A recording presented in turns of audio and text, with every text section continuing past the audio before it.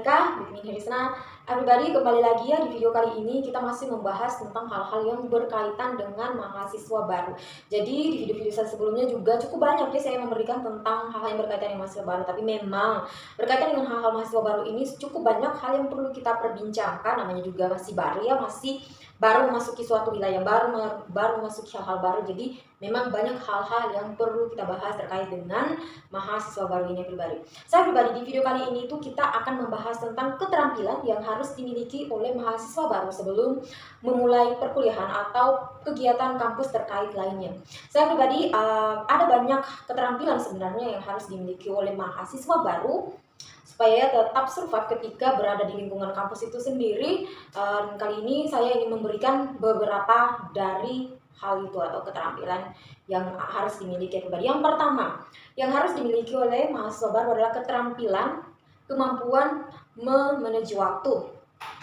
Jadi sebagai mahasiswa baru itu kan kadang-kadang atau sebagian besar mahasiswa baru itu kan mereka berada di kota baru atau berpindah tempat dari tempat yang sebelumnya, atau mereka sudah tidak tinggal lagi bersama keluarganya sebelumnya, karena biasanya kampus yang menjadi tujuan adalah berbeda kota dengan tempat tinggal sebelumnya ya. Jadi ketika kita sudah sendiri, misalnya kita sudah tinggal sendiri, kita sudah menjadi mahasiswa dan tinggal di suatu tempat sendiri misalnya, maka totali semua hal dalam kehidupan Anda yang mengontrol adalah diri Anda sendiri. Jadi kita harus mampu sebaik-baiknya memanage waktu sendiri pribadi. Jadi jika sebelumnya misalnya orang tua mengingatkan untuk belajar, ada mengingatkan untuk makan, kemudian juga untuk istirahat. Jadi semua kapan waktunya untuk makan, istirahat, dan belajar itu misalnya diingatkan sama orang tua atau orang rumah, maka ketika Anda menjadi mahasiswa, Anda tidak akan lagi memperoleh itu. Mungkin saja iya ketika mereka menghubungi Anda, tetapi totali yang mengontrol seluruh kehidupan Anda itu terkait dengan waktu ini adalah diri Anda sendiri. Bahkan juga misalnya terkait dengan hal lain sebenarnya diri Anda sendiri. Maka dari itu everybody, untuk menjadi mahasiswa itu kan ada banyak kegiatan ya, ada banyak hal yang kita lakukan, misalnya kuliah, kemudian juga organisasi dan juga hal-hal lainnya. Jadi kita harus mampu mengontrol dirinya kita sendiri dalam hal waktu ataupun hal lainnya. Jadi misalnya dalam hal waktu nih, Anda harus tahu kapan waktunya untuk belajar, kapan waktunya untuk istirahat, dan kapan waktunya untuk healing atau bersenang-senang ya pribadi. Jadi jangan sampai Anda kebanyakan belajar misalnya, Anda tidak punya waktu lagi untuk istirahat. Jadi Anda harus memahami diri Anda kapan waktunya tubuh Anda itu diistirahatkan. Jadi jangan totali Anda belajar dan belajar seperti itu ya pribadi. Jadi Anda harus tahu kapan waktunya untuk belajar, kapan waktunya mengerjakan tugas misalnya, kapan waktunya harus sudah istirahat, misalnya sudah jam 11 malam harus sudah istirahat misalnya seperti itu. Dan juga kapan waktunya untuk healing atau jalan-jalan bersama kawan misalnya seperti itu.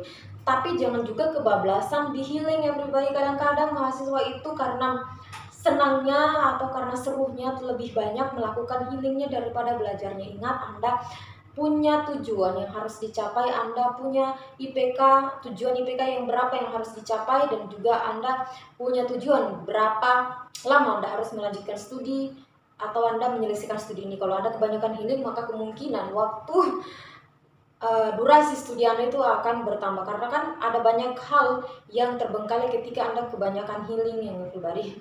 Jadi tugas mungkin saja tidak kelar dan sebagainya seperti itu. Kemudian berikutnya pribadi, keterampilan yang harus dimiliki adalah kemandirian. Jadi ketika kita menjadi mahasiswa kan sendiri seperti yang dikatakan tadi, tidak lagi orang tua kita, maka kita harus benar-benar mandiri dalam hal memanage semua aspek dalam kehidupan kita seperti itu. Mungkin kecuali kan dalam hal keuangan ya, karena kita masih dikirimkan oleh orang tua atau masih menjadi tanggung jawab orang tua. Tapi dalam hal lain itu kita harus benar-benar mandiri, karena orang tua sudah jauh dari kita. Mungkin saja mereka tidak bisa lagi memenuhi kebutuhan kita. Misalnya kita harus makan dimasakan misalnya seperti itu. Dan juga dalam hal perkuliahan, kenapa kita harus mandiri? Dosen itu ketika kita sudah menjadi mahasiswa, ketika memberikan tugas misalnya, mereka tidak akan mencari-cari lagi mahasiswa misalnya harus mengumpulkan siapa yang belum mengumpulkan tugas. Tidak seperti itu. Ketika mereka masuk kelas dan memberikan mahasiswa tugas, mereka harus menyatakan kapan tugas itu akan dikumpulkan. Anda kumpul dengan tidak kumpul pada hari itu terserah Anda. Jadi kalau Anda kumpul ya ada nilai, kalau tidak kumpul tidak ada nilai dan bisa mengulang tahun depan.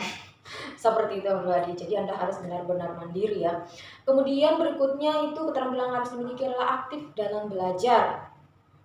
Jadi ketika kita belajar harus proaktif ya pribadi. Ketika kita tidak tahu, bertanya. Ketika kita misalnya belum mengetahui sesuatu ya kita cari tahu seperti itu, atau kita harus banyak belajar membaca misalnya dari buku-buku terkait dengan apa yang kita pelajari seperti itu. Jadi kita harus proaktif ya dalam hal belajar ini. Berikutnya ya adalah keterampilan menyampaikan pesan. Jadi maksud keterampilan menyampaikan pesan di sini adalah cara kita berdialog atau cara kita berbicara pribadi. Dalam hal kuliah, tentunya sometimes mungkin kita akan melakukan kerja kelompok, atau sometimes kita mungkin menjelaskan sesuatu ketika ditanya oleh dosen, ada feedback gitu dari mahasiswa dan dosen. Jadi kita harus menyampaikan itu dengan jelas, mudah dipahami orang lain dan clear tentunya. Jadi kita harus memiliki keterampilan dalam menyampaikan pesan juga. Dalam hal menyampaikan pesan ini kita harus santun ya tentunya. Dan juga ketika kita menyampaikan suatu pesan kita harus sadar akan perasaan orang lain. Jadi itu masih tergolong dalam sopan santun. Jadi ketika kita menyampaikan pesan di sini kita harus ada attitude atau etikanya ya pribadi. Kemudian berikutnya itu terkait dengan keterampilan itu kemampuan berkolaborasi atau biasa dikenal dengan teamwork.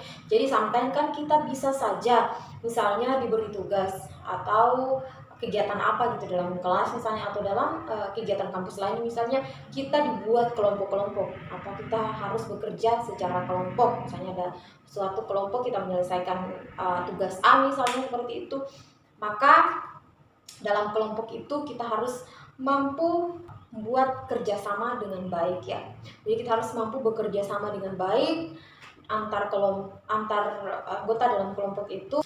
Jadi di sana kita harus memperhatikan attitude juga dalam kelompok, bagaimana cara kita menyampaikan pesan tentunya, dan juga bagaimana kita tetap proaktif dalam kelompok itu supaya bisa menyelesaikan suatu proyek yang diberikan kepada kita. Jadi kita tidak boleh misalnya karena Anda pintar memonopoli suatu kerjaan itu, teman-teman Anda misalnya Anda tidak mau terima pendapatnya, tidak boleh seperti itu. Kita harus bersikap terbuka kepada semua teman ketika mereka memberikan masukan terkait dengan proyek yang harus kita selesaikan seperti itu. Jadi kemampuan kita menghargai orang lain ketika kita bekerja kelompok atau berkolaborasi dalam suatu kelompok itu atau dalam suatu tim itu sangat diperlukan ya pribadi. Kemudian berikutnya kemampuan public speaking. Jadi kenapa ini penting dimiliki terkait dengan kemampuan public speaking ini? Sometimes kita itu dalam hal perkuliahan misalnya atau dalam hal lainnya seperti organisasi, kita berbicara di depan kelas misalnya, atau kita berbicara di depan audiens, maka kemampuan public speaking kita juga harus bagus ya pribadi, terkait dengan bagaimana menyampaikan pesan itu sendiri, terkait dengan bagaimana attitude-nya, tentang intonasi yang harus dikeluarkan seperti apa, itu sangat perlu untuk diperhatikan. Jadi juga pemahaman banyak kosakata supaya ketika kita berbicara kita tidak kehabisan kata-kata. Misalnya ketika kita berbicara di depan publik atau di depan audiens atau di depan kelas kita tidak kehabisan banyak kata, maka kita harus tentunya memiliki banyak kosakata dan juga banyak wawasan. Maka dari itu mahasiswa itu harus banyak membaca ya pribadi. Kemudian keterampilan berikutnya pribadi yaitu keterampilan memanage keuangan. Jadi jangan sampai Anda sebelum waktunya, misalnya Anda dikirimkan uang sebulan sekali, uangnya keburu habis di pertengahan bulan. Belanjakanlah uang Anda memang pada hal yang seharusnya atau pada sesuatu yang memang dibutuhkan. Jangan asal belanja seperti itu. Dan buatlah misalnya Anda membuat list, misalnya bulan ini belanjanya ini, dan ini, nggak boleh keluar kemana-mana uang seperti itu supaya Anda keuangannya lebih termanage seperti itu. Kemudian berikutnya itu keterampilan begadang. Kenapa kemampuan begadang atau keterampilan begadang ini diperlukan oleh mahasiswa baru? Karena sometimes tugasnya mahasiswa itu cukup banyak, apalagi misalnya mahasiswa yang berada di rumpun IPA ya. Tugas, kuliah, praktikum, laporan, dan lain-lain. Apalagi ditambah dengan organisasi misalnya, sometimes itu banyak sekali yang harus kita kerjakan dalam satu waktu. Jadi terkadang kita melewati malam tanpa tertidur atau ya diharuskan kita harus begadang. Misalnya biasanya rata-rata mahasiswa kan tidurnya itu jam 12 lewat gitu. Jadi mungkin saja Anda bisa saja tertidur di jam 2, jam 3 seperti itu. Jadi Anda harus punya kemampuan dalam begadang ini ya pribadi. Kemudian berikutnya itu keterampilan mengatasi the power of kepepet.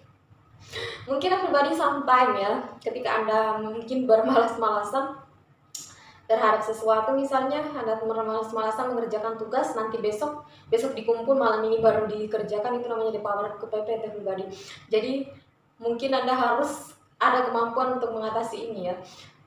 Bagaimana caranya supaya Anda tetap bisa menyelesaikan tugas Anda walaupun misalnya tugasnya itu diberikan pengerjaannya misalnya short time-nya. Misalnya kadang-kadang dosen nih memberikan tugas jam 8 pagi misalnya dan dikumpulkan harus jam 12 siang seperti itu. Jadi itu kan cukup short waktunya. Jadi Anda harus mengerjakan itu dengan metode the power of kepepet, jadi secepat mungkin dan sebaik mungkin kerja tugas yang harus Anda selesaikan supaya bagus nilainya. So pribadi saya kira cukup ya terkait dengan keterampilan yang harus dimiliki oleh mahasiswa baru.